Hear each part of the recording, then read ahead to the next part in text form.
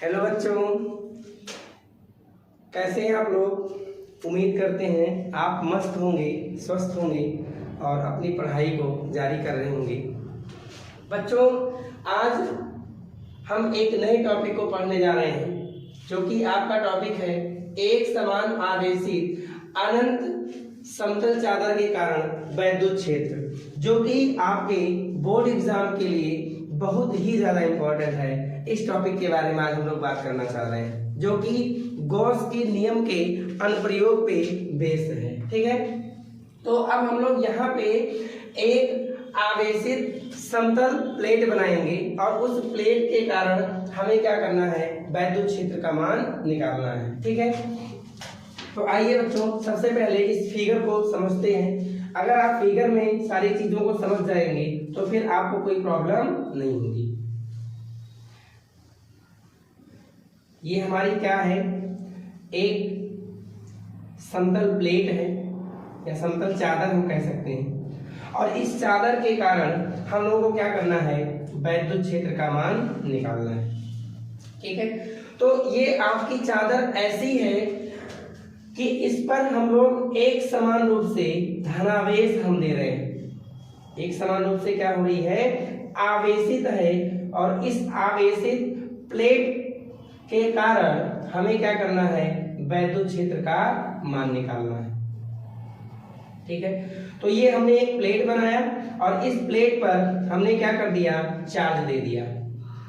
अब इस चार्ज के कारण इसके चारों तरफ क्या होगा, चुंबकीय वैद्युत क्षेत्र उत्पन्न होगा। ठीक है, जैसे ये सीट आपकी ऐसी ही है, जैसे कोई बुक हो या कोई किताब हो, है ना। उस किताब को अगर हम ऐसे मान लीजिए बुक है आपका, इसके दोनों साइड पे जो चार्ज है, क्योंकि भाई चालक है तो दोनों साइड पे इसके क्या होगा, अगर हम दे रहे हैं तो इस सरफेस के कारण इसके कुछ डिस्टेंस तक क्या होगा, वैद्युत क्षेत्र उत्पन्न होगा, और इसके दूसरे साइड में भी कुछ दूरी तक क्या होगा, वैद्युत क्षेत्र उत्पन्न होगा।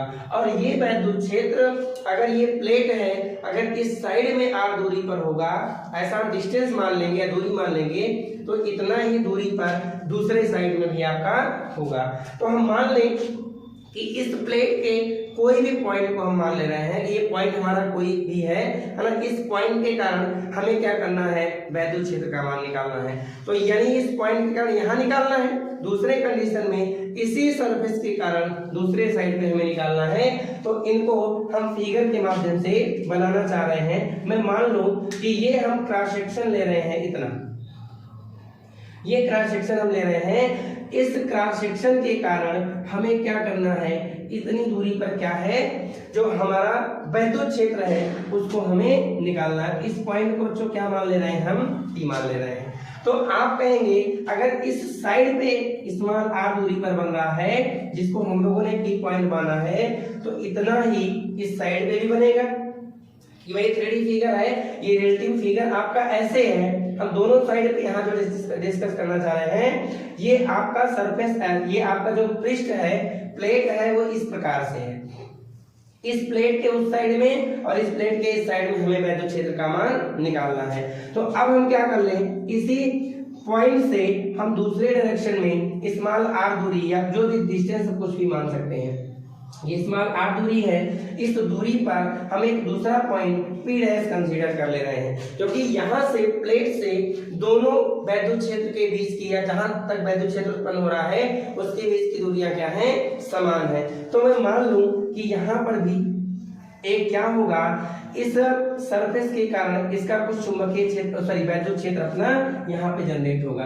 तो मैं मान लूं कि ये क्रॉस सेक्शन हमारा ये। अब यहाँ से हम एक बेलन की कल्पना कर ले रहे हैं, जो कि इस सरफेस से होता हुआ जा रहा है। दूसरा हम इधर की बात कर ले रहे हैं, ये हमारा इस साइड से जाता हुआ हम एक बेलन की कल्पना कर रहे हैं। इसके पहले वाले वायर में हम लोगों ने निकाला था, जो चालक तार था उसके में हम लोग देख रहे थे, चारों साइड पे हम उन चीजों का डिस्कस कर रहे हैं, लेकिन यहाँ पे इस प्रकार से हमें एरिया दिख रहा है। ठीक है, तो यहाँ पे क्या करेंगे, इसके बीच की जो डिस्टेंस है इसको हम क्या मान रहे हैं, स्मॉल r। तो अगर स्मॉल r इस साइड पे है तो इस साइड पे भी डिस्टेंस क्या होगी, स्मॉल r ही होगी। ठीक है, अब ध्यान दीजिए, क्योंकि ये प्लेट आपकी पॉजिटिव है तो इलेक्ट्रिक फील्ड या वैद्युत क्षेत्र की जो वैल्यू होगी वो क्या होगी, सरफेस से बाहर की तरफ होगी। क्या होगी, सरफेस से बाहर की तरफ होगी। और दूसरा जो इसका क्षेत्रफल होगा इसकी भी वैल्यू क्या होगी, बाहर की तरफ होगी, अर्थात हम ये कह सकते हैं बाहर की तरफ कार्य कर रहा है। दूसरा इधर की बात करेंगे तो ये वाला सरफेस भी कि इस सरफेस के कारण जो आपका वैद्युत क्षेत्र होगा वो बाहर की तरफ होगा और जो क्षेत्रफल का मान होगा ये भी बाहर की तरफ होगा। तो हम देख रहे हैं कि ये इस पॉइंट के कारण या इसको हम मान ले रहे हैं O से P के बीच की दूरी जो स्मॉल r हम लोगों ने माना है, इस सरफेस पे जो इसका क्षेत्रफल है और जो वैद्युत क्षेत्र है दोनों एक दूसरे के समांतर हैं, अर्थात इनके बीच का जो कोण बनेगा वो क्या होगा, 0 बनेगा। और इस साइड में भी कोण का मान क्या होगा, वो 0 आपका बनेगा। ठीक है।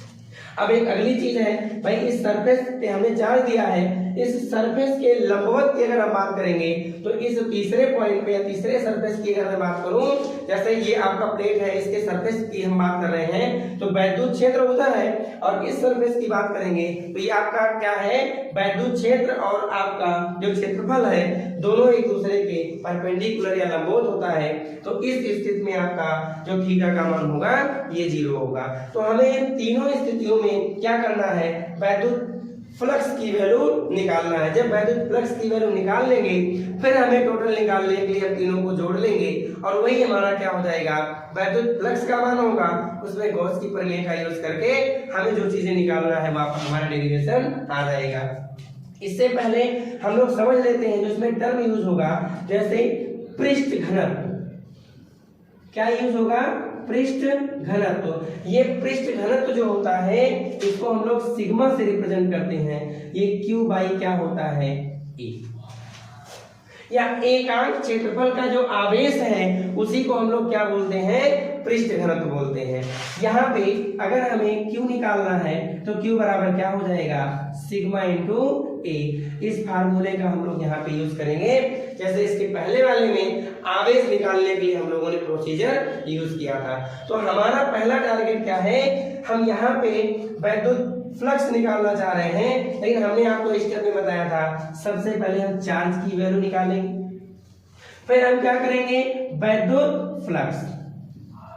क्या करेंगे, वैद्युत फ्लक्स। फिर इसके बाद में गॉस की प्रमेय या गॉस की प्रमेय का अगर यूज कर लेंगे तो बस हमारा जो सॉल्व करना है वो आसानी से आ जाएगा। ये तीन चीजें आप अपने दिमाग में रखिएगा। गॉस के प्रमेय के अनुप्रयोग में सब में ये टर्म आपके यूज होंगे। ठीक है। तो सबसे पहले हम क्या बात करने वाले हैं, यहाँ पे Q इक्वल टू क्या आ जाएगा, सिग्मा इंटू क्या A, जो कि आपको यहाँ पे दिख रहा है। इसे हम क्या मान रहे हैं, इक्वेशन नंबर फर्स्ट। क्या मान रहे हैं, इक्वेशन नंबर फर्स्ट। अब हम क्या करेंगे, इस पृष्ठ को हम S1 मान ले रहे हैं, इस पृष्ठ को हम क्या मान रहे हैं, S2 है, और ये तीसरा जो यहाँ पे हम लोग इसके परपेंडिकुलर की बात करेंगे इसको हम क्या मान ले रहे हैं, S3। तो सबसे पहले हम क्या लिखेंगे, S1 पृष्ठ से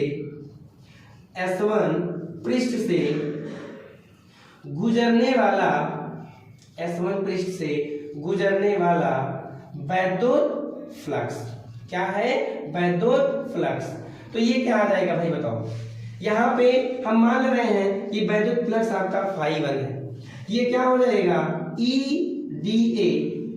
आप इसका अगर सर DA नहीं हम A ले रहे हैं, cos 0, क्योंकि इसके बीच का एंगल कितना हो रहा है, 0, या ∅1 बराबर क्या आ जाएगा, EA।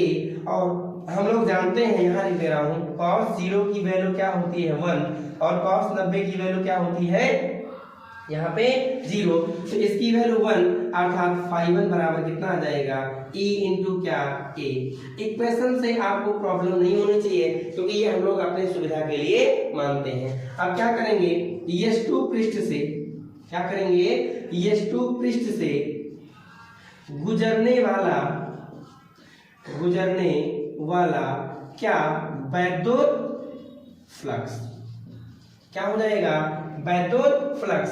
तो क्या आ जाएगा, ∅2 बराबर सेम वही प्रोसेस इस साइड में करेंगे जो कि हम लोगों ने P' पॉइंट माना है, EA cos 0 या phi2 बराबर EA और cos 0 की वैल्यू 1 या phi2 बराबर हम लिखना चाहें तो यानी यहीं पे लिख दे रहे हैं, आप नीचे लिखना E इंटू क्या A। इसको इक्वेशन नंबर हम लोग थर्ड मान ले रहे हैं, ठीक है। अगले कंडीशन में हम S3 पृष्ठ से होकर या S3 पृष्ठ से गुजरने वाला क्या है बच्चों, गुजरने वाला वैद्युत फ्लक्स। तो आप बताओ यहां पे क्या आ जाएगा, phi3 EA cos हम लोग जानते हैं 90, तो यानी यहाँ पे phi3 इक्वल टू क्या होता है EA और cos 90 की वैल्यू 0 या phi3 का मान कितना आ जाएगा 0। तो यानी हम लोगों ने क्या किया, इन तीनों चारों इक्वेशनों में हम लोगों ने phi1 phi2 phi3 इन तीनों टर्म के बारे में बात कर लिया। अब हमें टोटल निकालना है, तो टोटल के लिए हम लोगों को पता है कि हम क्या करेंगे, अब लिखेंगे संपूर्ण पृष्ठ से होकर गुजरने वाला वैद्युत फ्लक्स क्या हो जाएगा, वैद्युत फ्लक्स। तो हम क्या करेंगे, फाई ई मान ले रहा हूं मैं, फाई ई बराबर क्या हो जाएगा phi1 प्लस phi2 प्लस क्या हो जाएगा phi3।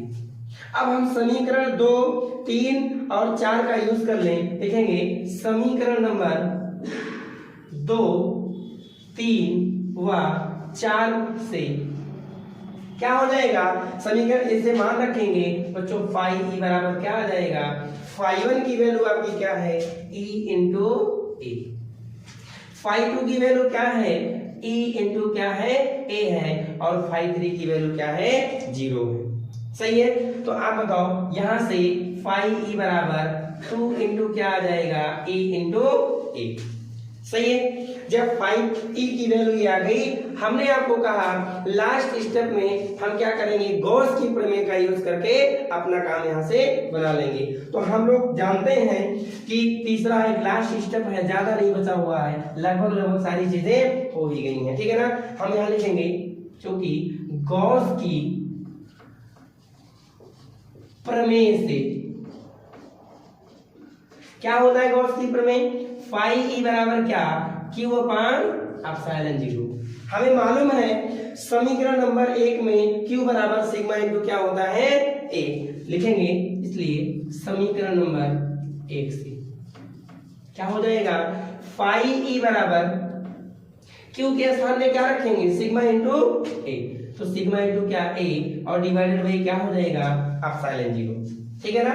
अब यहाँ पे अगर आप इन चीजों को कुछ मानना चाहो, वैसे मान ले रहे हैं इसको समीकरण नंबर 5। अब यहाँ लिखेंगे, इसलिए समीकरण नंबर 5 से समीकरण 5 और इसको हम 6 मान ले रहे हैं, समीकरण 5 व 6 से क्या हो जाएगा, हम देख रहे हैं कि phi E की वैल्यू इसके बराबर, यहाँ पे phi E की वैल्यू इसके बराबर। जब बायां पक्ष बाएं पक्ष के बराबर है तो क्या दाएं पक्ष दाएं पक्ष के बराबर नहीं होगा।